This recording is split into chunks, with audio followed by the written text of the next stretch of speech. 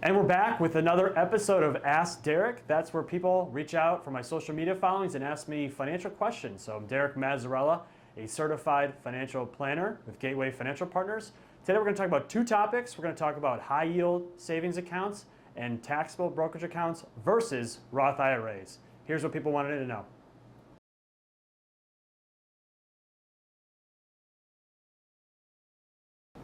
And today I'm joined by my colleague, Chris Magnifico. Yep, that's two Italians asking some financial questions. So Chris is going to be reading out the questions and I'll be answering for you. Awesome. Thank you, Derek. All right. First question, under high yield savings account, how does one move money into one? This is actually a pretty simple process. A lot of people think it's very cumbersome moving money from bank accounts. You're freaking out like, oh, I have to change my whole banking system. You really don't. First step is really just to go to whatever high yield savings account you're looking at. Some of the popular ones are like Capital One or Ally Savings. Open an account, set up a bank transfer. So you'll typically just need your routing number and account number from your current bank. And then money can move typically fairly easily back and forth between. It typically takes about 1 business day to move money. Awesome. For the next question, under the high yield savings account, is there any risk of losing money in one? There's always a risk of losing money in almost any investment, but banks, just high yield savings accounts are typically banks.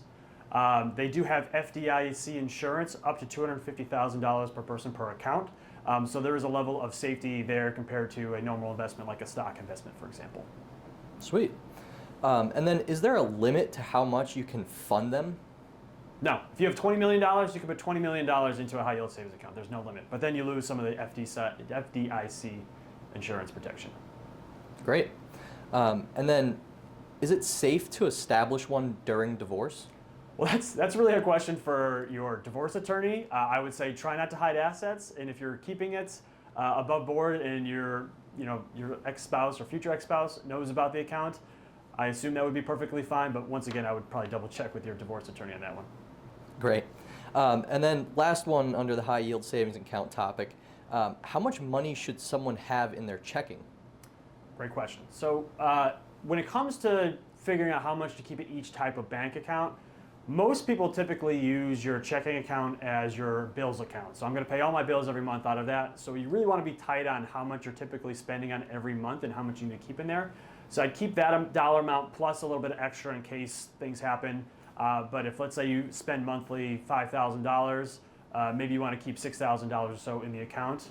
You don't need to keep $30,000 in that example. So because of high yield savings accounts, money can be moved relatively quickly. You should feel somewhat comfortable being able to transfer money back and forth. So I wouldn't go too overboard in saving too much money in there. Great.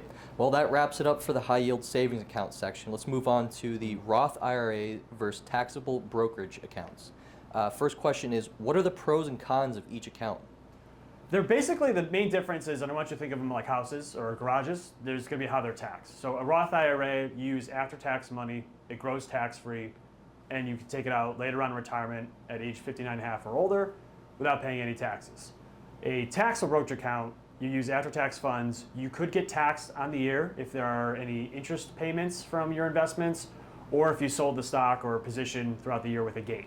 And then if you sold it later on down the line and there's a gain in there, you can pay taxes again. So Roth is typically going to be more tax efficient than a taxable brokerage account, but taxable brokerage accounts are typically more flexible. They have a little bit more liquidity with them. Nice thing is with Roth IRAs, you can take money that you put in, but the interest has to stay in there.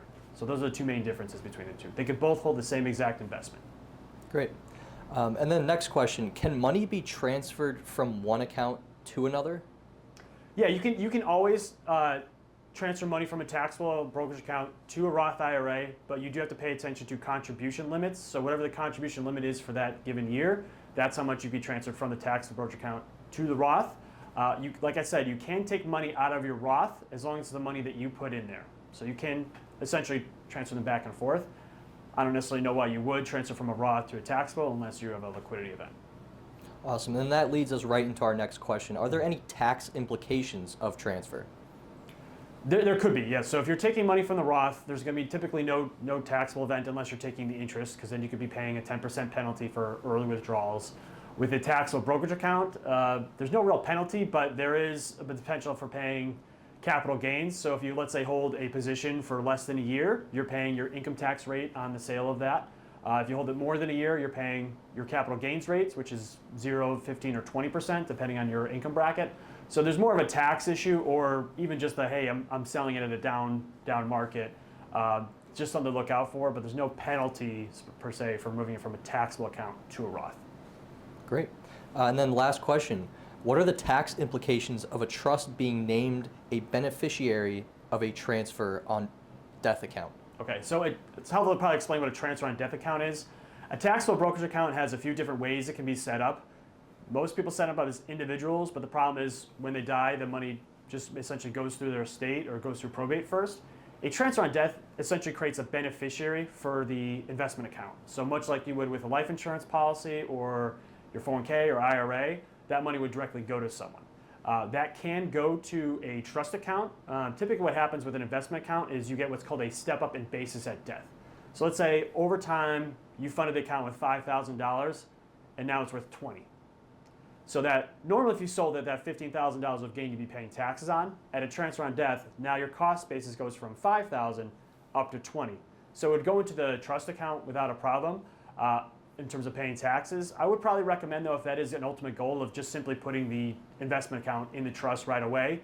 This way you don't have to worry about transferring it or going through any kind of probate or any issues with that, and you have greater control over when that money gets distributed in general. So if you're going to set up a trust anyway, may as well have that be the named account, because you still can maintain control over it, so if it's a revocable trust.